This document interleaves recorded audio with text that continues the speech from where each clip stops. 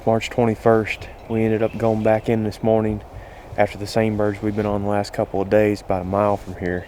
We actually split up. I went over there, Zach came over here to a different location.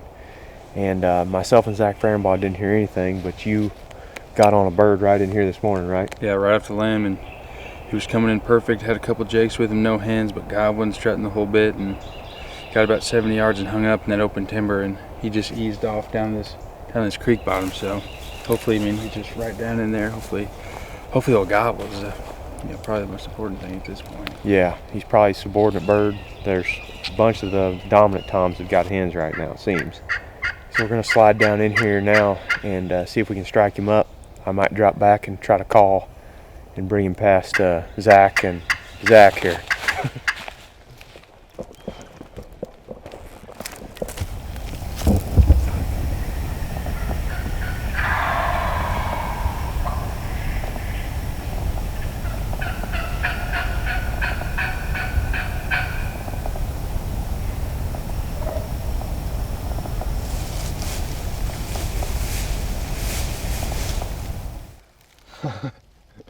Boom.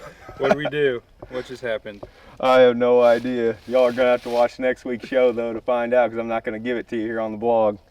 The point is, we finally got a bird down here on public land in Mississippi. That's right. And it took all day, all week to do it, but we finally got one. And he's a subordinate bird, I believe. Zach said there was 2 other gobblers down the creek. That's right. That were gobbling this morning, right? Mm-hmm. And they didn't gobble at all once it hits the ground. Nope, they did not. I'm assuming those are the dominant birds, and that's why he's alone. I'm sure it is. We haven't heard any midday gobbling, haven't heard any evening gobbling at all, but this guy gobbled. Turned it on a little bit, about 2 hours before dark. Yep. He just didn't want to come into the call, probably because he's had his butt whooped a bunch of times, but finally the evening paid off, and scouting these areas for scratchings, roosting areas. You saw this bird pitch out of here this morning. Tree right over our shoulder back there. Yep.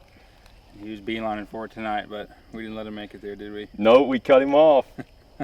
Pretty cool. Zach Fehrenbaugh is getting a tag. We're going back after him in the morning. Stay tuned. That sucker, dude. 3-year-old for sure. Ouch. At least. That's awesome.